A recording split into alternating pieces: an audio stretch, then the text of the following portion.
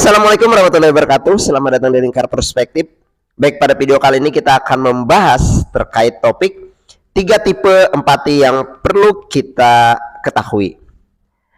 Kita mulai dari definisi apa sih sebenarnya empati itu. Empati secara definisi dapat kita artikan sebagai kemampuan seseorang untuk bisa memposisikan dirinya dari sudut pandang orang lain. Selain itu juga dia mampu merasakan apa yang orang lain rasakan, meskipun sebenarnya orang itu tidak mengalaminya. Nah, jadi sederhananya empati adalah kemampuan untuk merasakan apa yang orang lain rasakan atau menempatkan diri sebagaimana di posisi orang lain. Empati dalam konteks hubungan sosial itu penting sekali, karena dengan empatilah seseorang mampu menjalin relasi, menjalin hubungan sosial yang baik, yang sehat, dan yang berkualitas. Nah, lalu pada video kali ini kita akan mempelajari, kita akan bahas tipe-tipe dari empati itu sendiri. Setidaknya ada 3 tipe yang harus kita ketahui. Tipe yang pertama yaitu adalah empati kognitif. Apakah yang dimaksud dengan empati kognitif?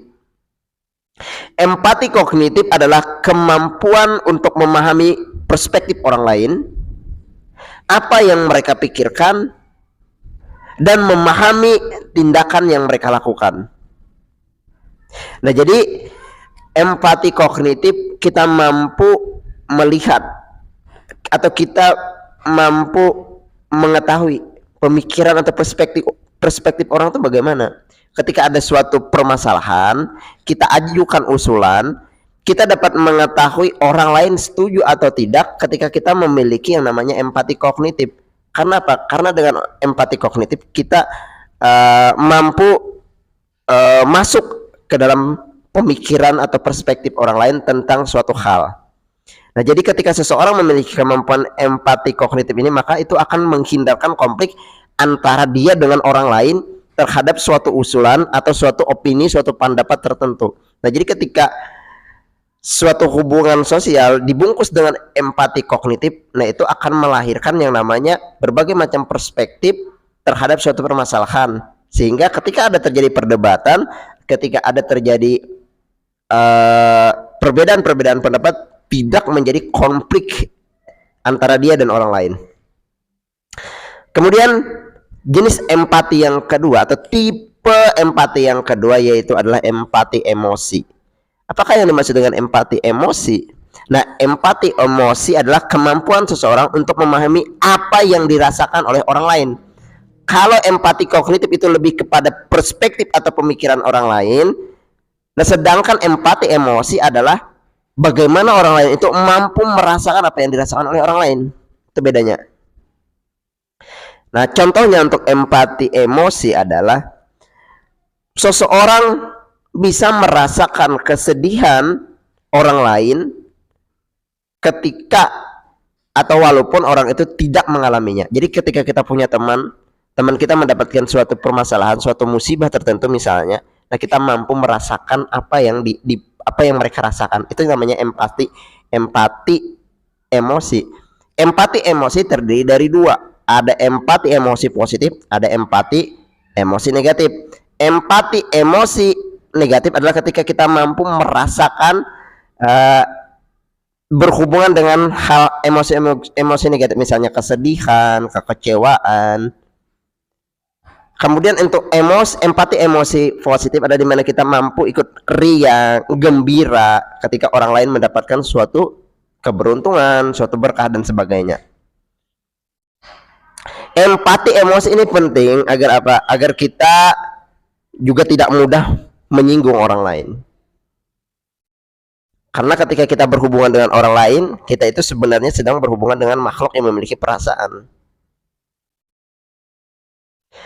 Kemudian tipe yang ketiga yaitu adalah compassionate empathy.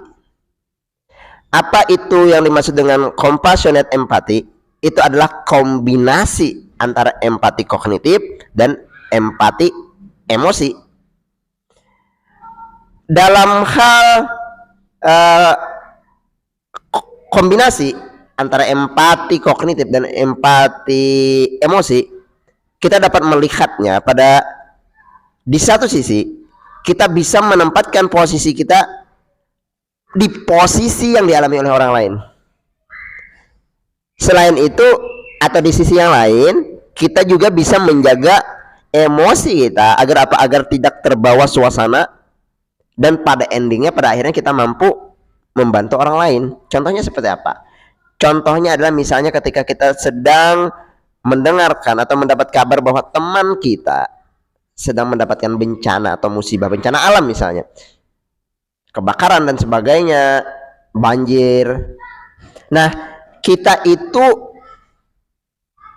merasakan apa yang mereka rasakan, tetapi kita mampu mengontrol emosi kita. Sehingga dengan kemampuan kita mengontrol emosi agar tidak terbawa suasana yang berlebihan, kita mampu memberikan bantuan kepada mereka, misalnya dengan kita menjadi relawan. Nah itu. Jadi kesediaan seseorang menjadi relawan ketika muncul yang namanya empati dalam dirinya.